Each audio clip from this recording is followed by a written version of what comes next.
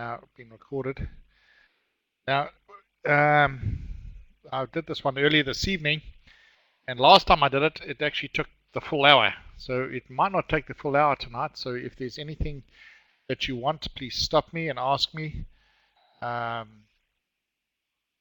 will stop and we will actually discuss some of the things. This is really just an overview of what's expected of us from Diploma of Management and the Diploma of Advanced Project Management. What are we looking for in this? What are we looking for in the assessments? What the overview of it is? What are we going to be, and some of the things around that. So bear with me. This is just an introduction. It's just to say, well, how are we going to be looking at Diploma of Project Management? So that's what we'll be doing tonight. And doing that, we just need to look at the aims and the outcomes.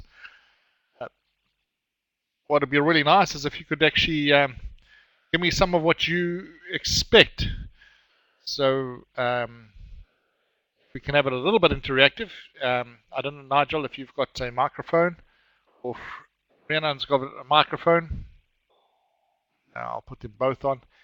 If you can hear me, and if what would you expect out of project management? What are some of the outcomes that you would expect?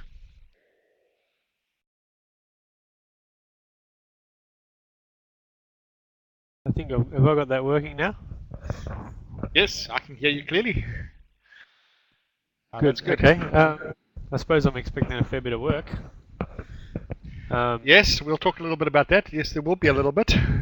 I've had a bit of a look through today just at one of the units there, and it seems to be fairly heavy, which is supposed to be expected. Well, we're here to make sure that we can make it as easy as possible. Yes, we have to meet the criteria for the training package, but we'd certainly like to try and make it easy for you to get, or easier to get through. So hopefully that will do it. So yes, there is a fair amount of work. So that's true. But one of the things that we need to do is that. Oh, sorry. Yes. No, go for it, Nigel. One of the things I've noticed with the web interface is you don't really get too much feedback once you've handed a unit in, and it's been marked. You sort of don't really get much of a baseline of whether it's just got over the line with it, or whether it's been too much work, or do you know what I mean? Okay, that's good feedback. That's very good feedback. I'm not sure what you've actually done already, so I'm not sure. Is it just civil construction that you've done? Some of the modules on the civil construction side? Yeah, that's right. I've done 4 units of the civil construction, and I've also been involved for a little while now in the Diploma of Local Government. Oh, okay. Some of the questions that makes sense. Make it difficult to gauge how much is needed to be done, and sometimes I get the feeling that I'm sort of overdoing it. And when there's such a high workload, you don't want to be doing that too much, Yeah, we need to conserve it, right? So that's very good feedback for me. To take that into consideration. So I will certainly do that, Nigel, and I will certainly try and do that. The most important thing, and I'll try and give you a guideline now tonight as we go through this one. So there is a slide or two on that one, and let me try and give you some idea of what that is. So the whole idea of doing this part of it is these 9 modules. You don't need to do the 9 modules for your civil construction. I think you only have to do part of them. I think there's 2 or 3 that you wouldn't have to do. But you might as well do those last 3 and get the double diploma, or some of you might even be able to get even more out of that. But yes, so what I'm looking at here is what is it going to be to qualify as a project manager, and to get that. So the end result of this will actually lead to the business services training package for project management. So the modules that I do online, that's what it's there for. Okay. It will equip the participants with the essential knowledge, skills, and attributes required to effectively work in project management. So that's our goal really, is to effectively work in project management. What's not in here is that it will certainly give you enough knowledge and skill and the ability to actually write the PMI exam. Although it's not a preparation part of it, although it's not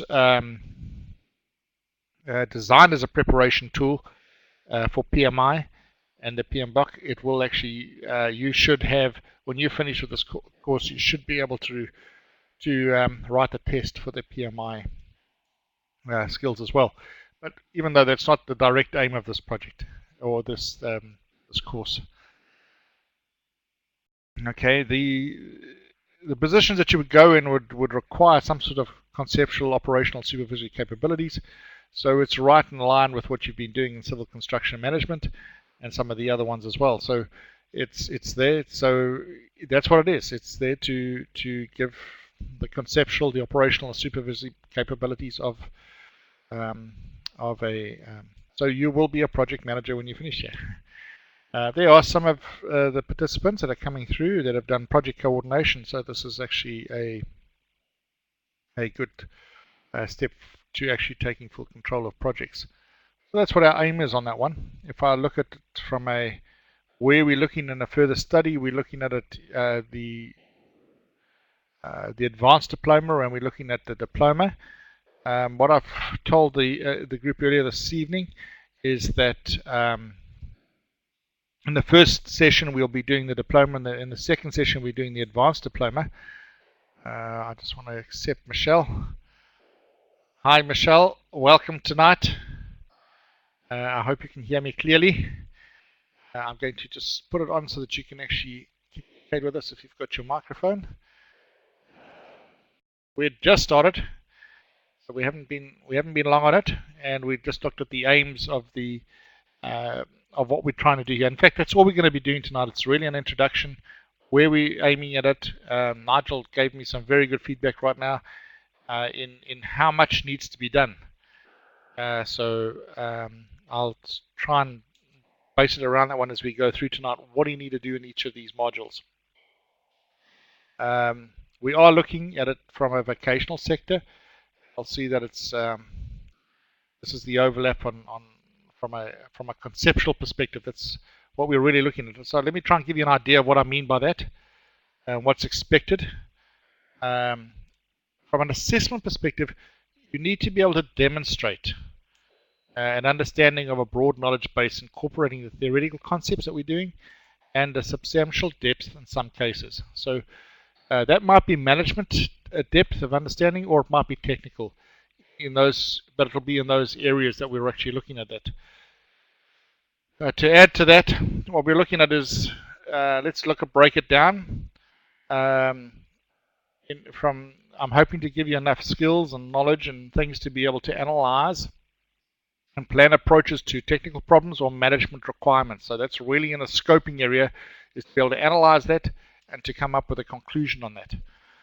Right, so that's the first part. The other one is to be able to transfer and apply what we've been doing when we're putting this across, and to use your technical creative skills.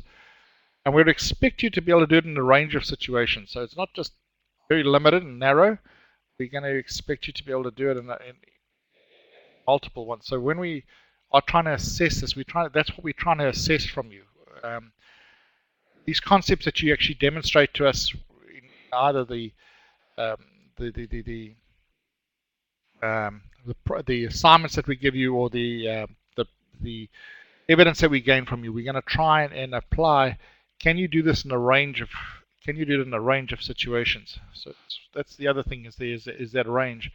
The other one is to be able to evaluate information. So you must be able to research, and you must be able to use it for planning. So it's to be proactive. We'll talk a little bit about proactivity and reactivity, but you should be able to demonstrate your ability to research and to be able to use that. So that's what we're going to look for when we're assessing. Actually, the overall is to be able to take responsibility for your outputs in relation to a broad quantity, and the quality parameters and take some responsibility for achievement of those group outcomes. So that's what we're looking to when we're looking at the diploma and the advanced diploma. I've put the two together here. So how are we going to deliver this? This program we're going to deliver to a large extent it's going to be from a distance. We're going to do it with these webinars that we're going to do. We're going to do it certainly we can do it through using instant messaging, so you can email me, you can put posting things up on each of the units that we're doing. You certainly can use the telephone. We've got a toll-free number. You're welcome to use that at any time. So the interactive part, I would expect you to give us a call when you're doing this and you're not clear on something, or there's a concept that you're not clear of, or something like that. Please give us a call. One of the things that would be good, I didn't really manage to achieve too much of that from last year, but we'd like to see some interaction with people around you. So there might be 2 or 3 of you doing it together, and you can help each other on that one. I think it'll be really good to do that. So that sort of a cooperative learning. So we are trying to get you into doing that. So that's how we're going to be doing it. It's really distance. It's going to be over the telephone lines, if you like. It's going to be over using our computers and technology. It's the way we're going to be doing it. If we look at the program assessment now, how are we going to assess these things? Yes, we are going to look at recognition of prior learning. Most of you are going to try and do the course, and you'll probably elect to do the course anyway, even if you have some of that. But we're going to look at incorporating learning that you already have. And we're certainly going to give recognition for current learning. So if you've got evidence that you haven't, of the concepts that are there, and all those concepts will be in those units, so you can actually go and see what the training package actually says, what they expect from performance criteria, what they expect from knowledge, what they expect from that. We have tried to map it, but we will take your learning, your existing experience into consideration. Even if you are going to do the course as a whole, we would still do that. You should have been given the opportunity already to do some of these with recognition of prior learning, so you can actually ask us to do that, and each of these units, the recognition of prior learning is there so that you can actually see what the requirements would be, or what kind of assessment, what kind of evidence that you would be required to submit for that. We do see it as a lifelong learning, Nigel. We do see it that way. So that's why we're looking at it from a competency-based thing. We would expect you to do self-assessment. We certainly want you to do the introduction quiz on each one of these modules. It's a multiple choice question type thing.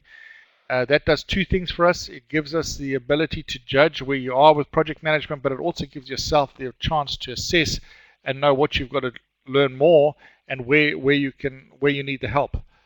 That's one of the things we're doing. The gathering of evidence is critical to the assessment because it is competency based, and this is the area that perhaps we can improve on there, Nigel, is to give some better feedback and to make sure that you're not overdoing it.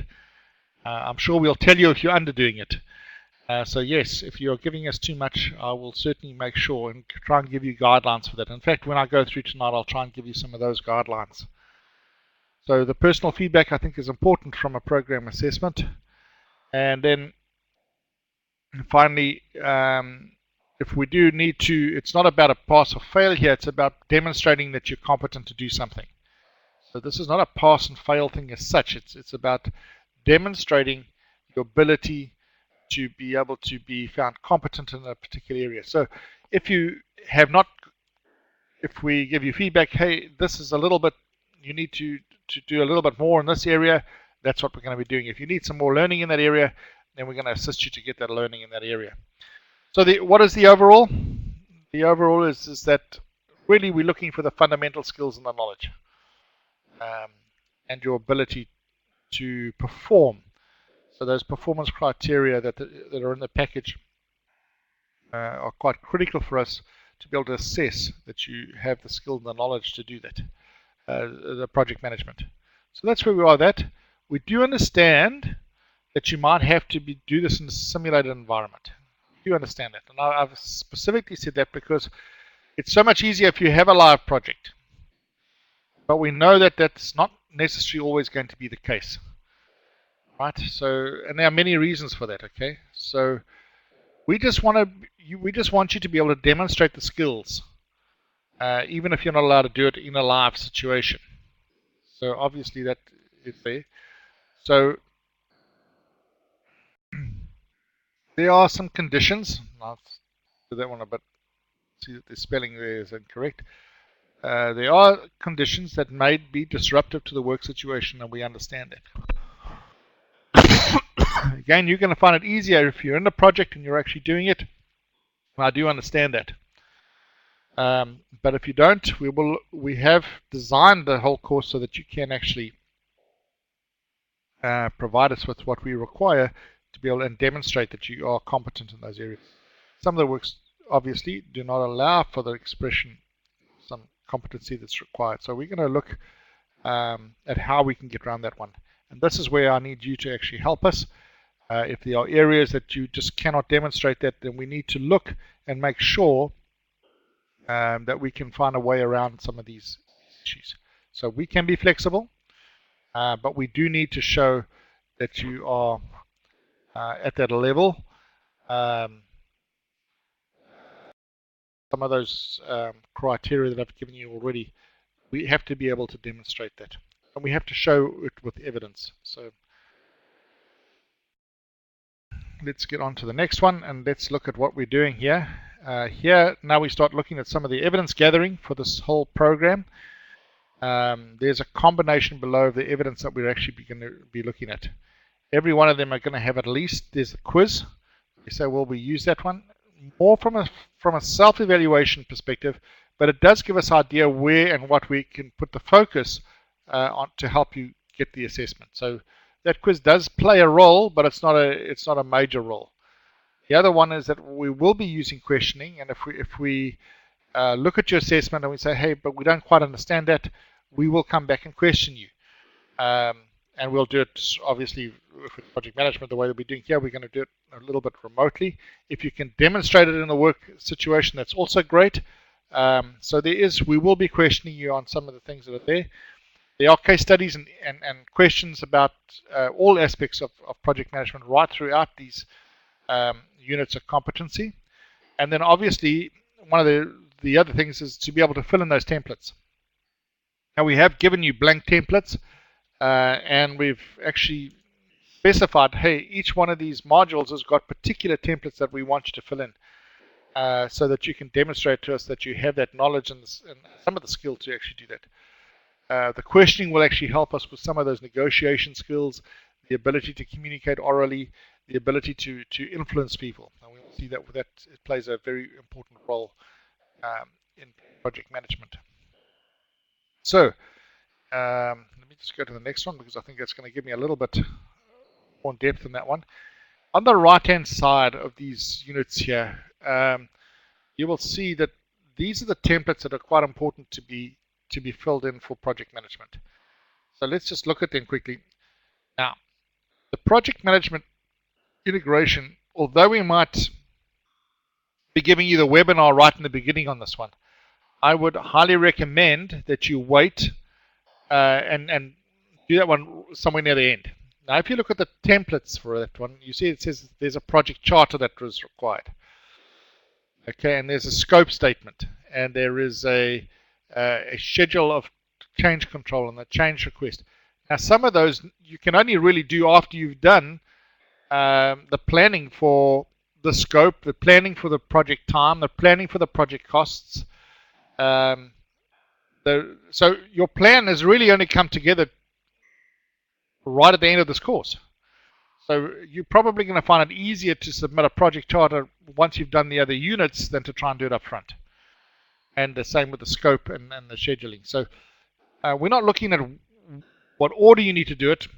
I think it makes sense to do it to instruct in this order, but it doesn't mean to say that you necessarily have to have put everything in these orders. But these templates need to be completed by the time we finish. So all these templates need to be completed. Now there are some written quizzes and there's some case studies in each one of these as well. You'll see them come out in that one. So that's to give us some ability how you would actually go about negotiating, how you can keep the communications going, how you're going to evaluate risk, how do you assess something that's going to be a risk, how do you change the risk profile if something comes up during the project. All of those things are going to be are also looked at when we look at some of the assessment methods and the written quizzing to that. So this should give you an idea of what we're going to be doing here.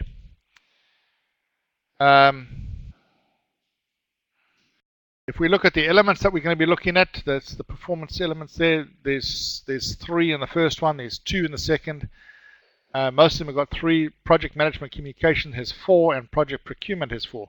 And yet, so we'll be looking at each one of those in detail as we go through. Are there any questions at this stage?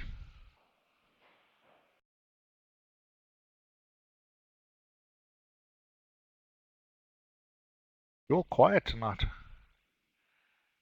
Michelle, have you? There we are. All so far so good. All right. Good. Then I'll go on.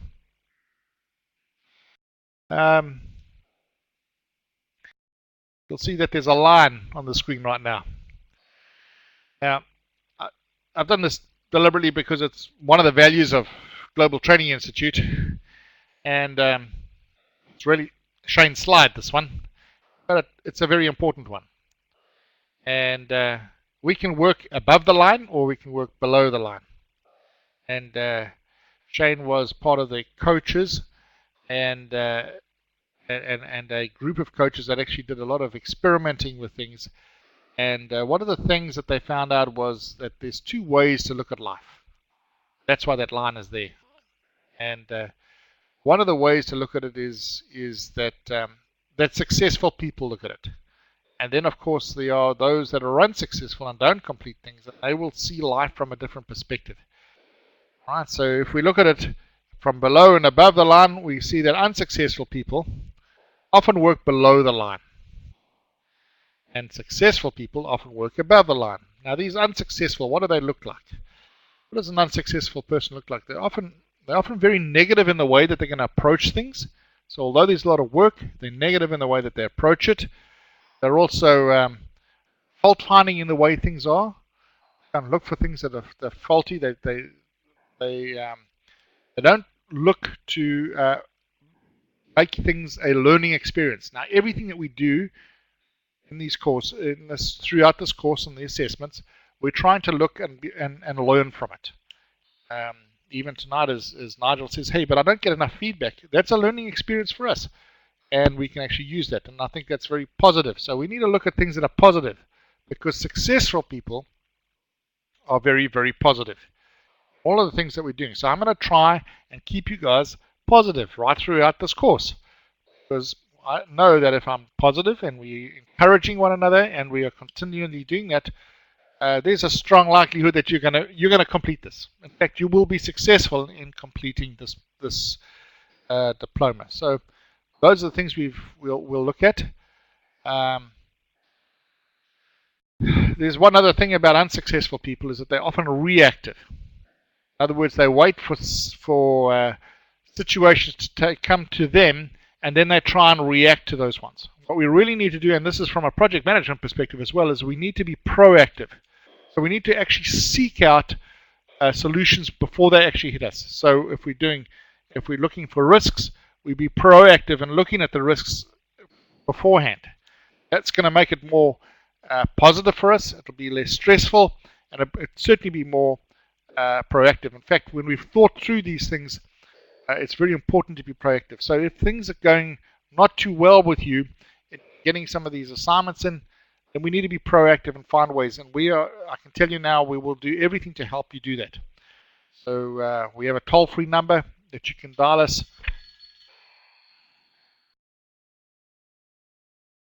We have a toll-free number that you can dial us.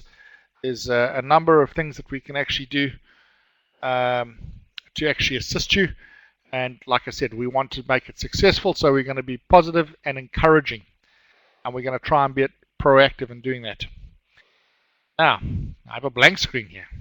That's because let's just take some of the things that Winston Churchill actually said to help us through these difficult times of trying to do these courses. One of the things that Winston Churchill actually said was that we need to give everything, 100%. All right, so he believed in doing that, and it's going to take 100% of your things to get this diploma done. And I'm also going to give you 100%. While you're on this course and doing project management, I'm going to try and do my best to do everything we can to get you through, to assess you effectively. And one thing we will say, you must never, never, never, never, never, never give in. And we'll do the same. We'll try and make sure that we do not give in. And the other thing is that if we don't succeed the first time, then he did say this: success is the ability to go from failure to failure without losing enthusiasm. So I hope that I'm giving you an enthusiastic way to get a good start here, and I will try everything to keep your enthusiasm up all the way through this course. So all the way through the things that we're going to be doing, we're going to try and make sure that we stay enthusiastic.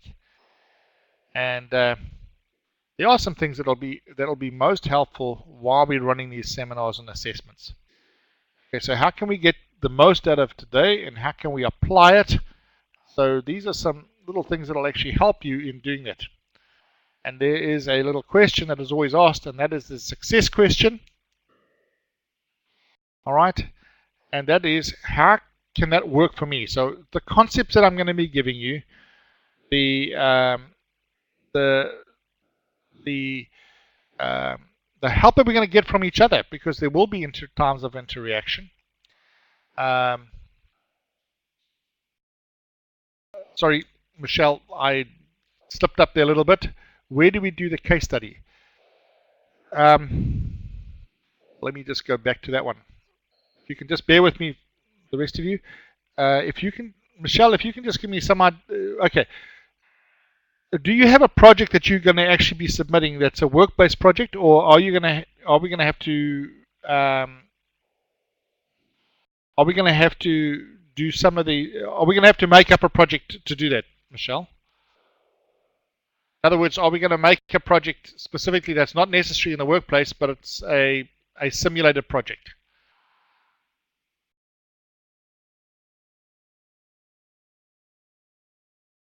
Okay, if we're going to do a simulated project, then what we're going to have to do is do some things that take place in the project where, and we're going to be asking you, what happens if this case happens? All right, so we're going to look at a case study, and we're going to be looking at some of those things where, what would you do in this circumstance? How would you go about that? Now that's all in those are all in the questions that we actually ask you. All right, so we've designed it so that it's much easier if you have a workplace project, but it doesn't mean to say that we don't. That's why I spend so much time on it. So you will see that the questions that we ask you are really simulated things that will actually take you, that we can actually do some sort of fictitious project, or a simulated project. So we'd like it to be in the area that you're actually in. Michelle, I'm not sure what you actually do at the moment. What do you actually, are you in healthcare?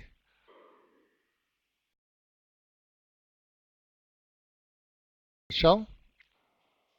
What would be, what area of expertise do you have at the moment? Well, there we go. Facilities and services is a great one to do projects in. I think that we could actually, you have the expertise in the facilities and the servicing of those things, but each one of those can be made into a project and a lot of minor works. That's fantastic. What we need, you have the expertise in that area. So what we need to do now is take some of those work experiences that you had. We will actually think of projects that you can actually do in that one, and what we will do is we'll take that project and work a project through on it. So that's what I mean by a simulation of a project. Okay, so that's what we would actually be doing. Um, let me try and give you another example of that. If we had to do a scope, I'm pretty sure that out of some of the working area that you've got, we'd be able to put together a good scope for a project, for a service, or for renovating something, or a minor work. Um, and perhaps you can enlarge it, because in your in the standard they expect to be a fairly complex project. So, but I'm pretty sure that we'll be able to simulate those projects, and we'll be able to make one up. Then what we need to do is we need to simulate, for example, the negotiation. So that's what I mean by the case study. So those case studies are going to help us understand your ability to negotiate, for example, your ability to get a higher authority to accept um, the, um, the scope that you have, or the project charter that you would do, or the way that your risk analysis that you would actually do. But you have already got the experience in those areas. What we're actually going to do is just put it into the framework of project management. Does that make sense what I'm saying, or if I'm rattling on too much?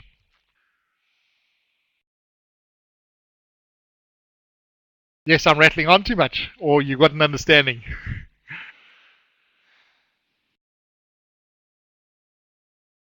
Okay. Um, Good. Okay, so that's. I feel better about that. Let's have a look at what we need to do. One of the things that will actually help you through doing this thing is to list the 5 things that you learn from each one of these each one of these webinars. There's approximately 5 to 6 things that are really important in each of these ones, and just try and get those ones down, those concepts down.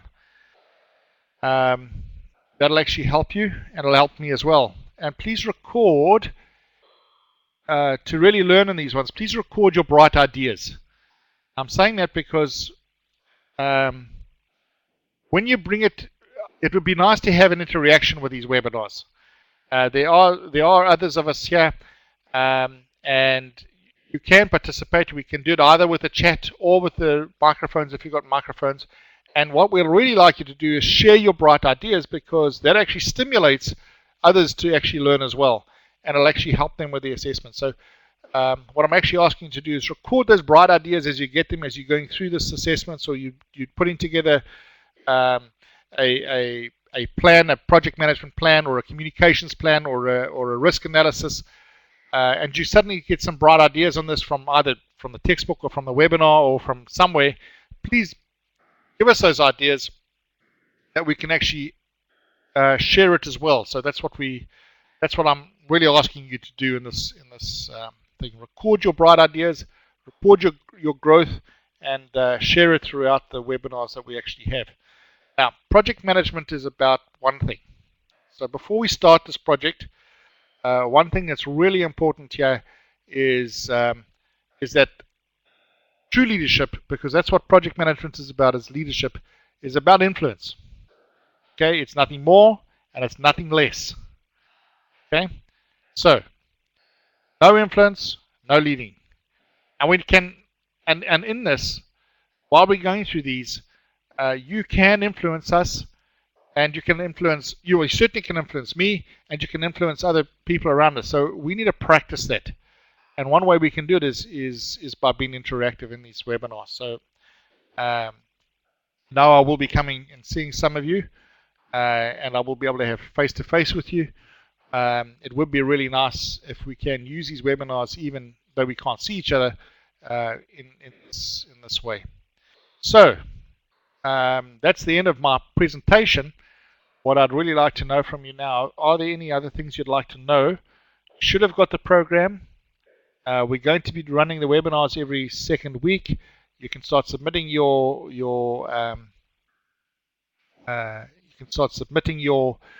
assessments when you're ready for them.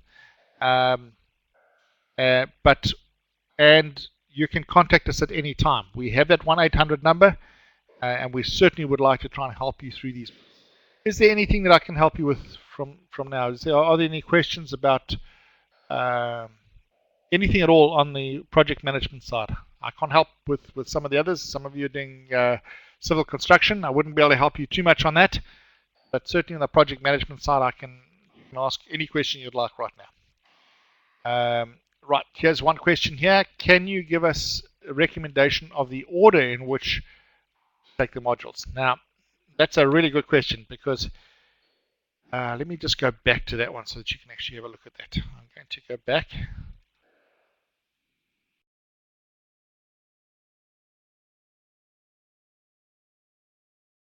Right, here it is here. Now, this is my recommendation. We're going to do it in this order. So we're going to start with project management. In the webinars, we're going to start with the project management integration. But it's really not good to do your assessment on the project integration first. Right? I would leave that until almost last. Okay? Because the project integration, if you look at it, the template that needs to be completed there is the project charter, which is the total plan of that. But I'm going to take you through on each one of these units on how to plan for each of those. So from a teaching perspective, it makes sense to start with project integration, but from an assessment perspective, it makes sense to put that towards the end. The rest, however, it makes sense to do it in the order that it's here. So your first assessments would most probably be in a project scope, and then the project time, and then the project costs, and then the quality, the human resources, the management of communications, and then the risk management procurement. Those actually are in a good order. So it's fairly simple, I think, that although we'll teach on the project integration, first I suggest that we keep that one until last. Otherwise, the order is in much the right way to do that. Does that make sense, Rhiannon? Good. Any other questions?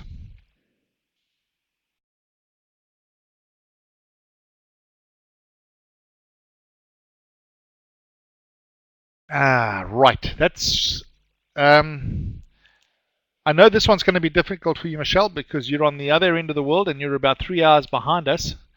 However, I am in fairly early in the evenings or in the mornings. I come in fairly early. In Queensland time, it's about 7 o'clock, and I don't normally leave here until about 7 o'clock at night. So there's normally someone here until 7. So after 7 might be difficult. That's Queensland time. So what does that give you on that side? 7. That's probably around about 5 o'clock on your side. Yeah. So if it's 5 o'clock on your side, however, if you're going to get stuck and you can't make it, then I will certainly give you my mobile, and I don't mind helping you whenever you are needing that help. So I can do that as well.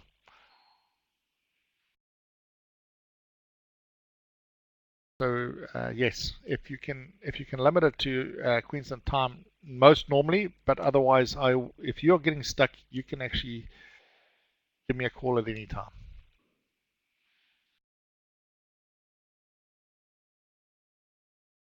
That's great. That'll be fantastic, Michelle.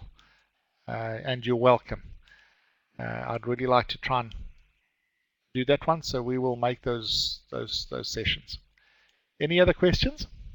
When is the next webinar? We'll just get an invite like we did for this one, is that right? Yes. The next webinar is... Yeah.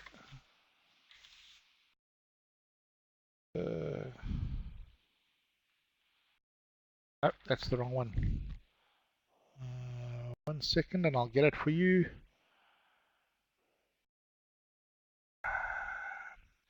We're going to do the next one is actually going to have to, it's going to be the next 2.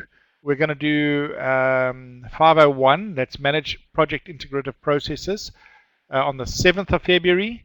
And we're going to do the next part of it. So it's going to be broken into 2 parts. So the next one is going to be the 7th of February. That's part A. And part B will be on the 21st of February. So that's the next one. Then we'll do project scope on the 7th of March. We'll do project time on the 21st of March. Project costs on the 4th of April. Quality on the 18th of April. Human resources on the 2nd of May. Project management communications on the 16th of May. Project management risk or project risk on the 30th of May. And then we will do two things on the 6th of June. We will actually do project procurement, and we'll do a review of the whole project on around about the 6th of June. Does that help you a bit? That you should have got those. If you haven't, if you just let me know, I'll make sure that that program actually gets to you.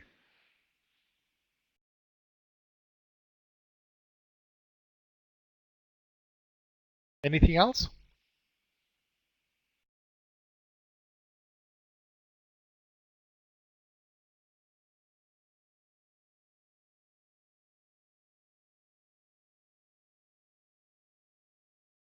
Or email us if we think we are taking too long in submitting assignments. Yes, I think you will get some calls if we start seeing you slipping up on some of those assignments and you're not getting there. There will be someone that actually calls you. We're trying to make that a lot more effective. So if you're starting to get behind, we're going to say to you, hey, we think you're taking a little bit too long. You need to start submitting here. Even if you submit something, and we actually help you with it. So if you get stuck on something and you want to submit it, and then let's help you with it. So don't get stuck, not submit it, because it's much better to stay ahead of it, of the game, rather than get behind.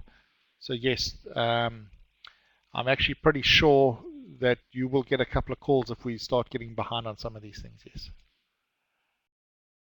Anything else?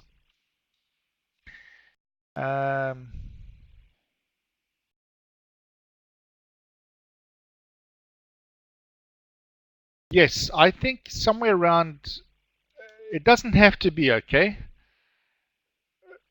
It doesn't have to be exactly like that, but I would say that is the best way to go, is when you get a seminar, 2 modules a month would really keep you on track, and it will actually make it easiest. That would be the easiest way to do it. So try and aim for about 2 modules a month. We have spaced it out. The reason why we spaced it out is because last year we did it one week after the other, and everybody thought they had to submit everything 1 week after the other. That's not true. You have enough time, but now we need to do, from the time that we have now, we actually need to submit about 2 per month. Okay, hopefully that will help you, give you some idea to scale that one. Yes, the webinars are recorded, and you will be able to watch them again. Especially if you miss them, you'll certainly be able to watch them, and even be able to, even if you've participated, you will be able to go back. I will load them. We will do them on a Monday. By somewhere around Thursday, they will be up on the website. It will take a couple of days later, but it will be up on the website under the unit that they're under. You'll see them there. It'll say under learning, under the learning part of it, you will actually see the webinars there. Yes, and you will also have the ability to look at some of the older ones as well. So all the webinars will be recorded for that reason. Yes.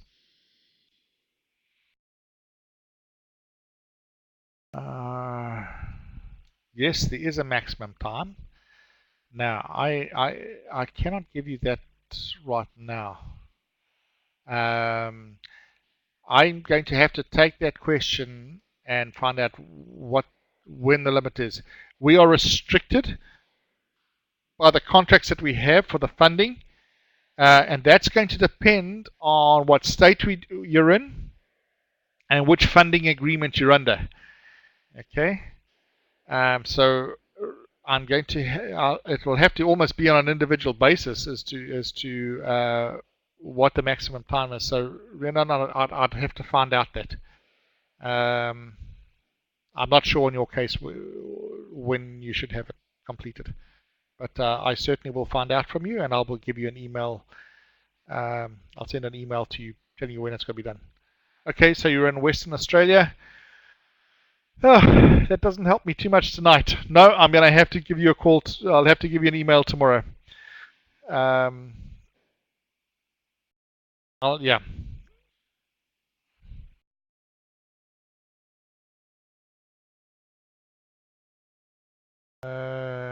When did you actually start it? Was it on? It was. You're. I know you're only starting now, but I mean, no, I'll have to find out. I'll have to give you the thing. Oh, you just signed up in December. Then you. Okay. So you've only just started. That's good. All right. So there is enough time to do it. I'm pretty sure that if we do that, even if you slip up on a month or two in Western Australia, so if you start it now, you've probably got until the end of the year anyway, if it's on the Western Australian one. But I will make sure about that. Anything else?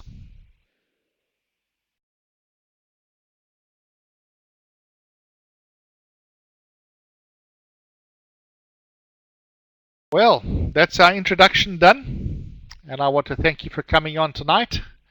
I really do look forward to working with you through the next 6 months, because that's more or less what it's going to take on these webinars. And I hope that we will be able to enjoy this time together. I enjoy project management, and I'm hoping I can bring that enthusiasm to you. So, and I'm going to wish you all a good evening. Thank you very much.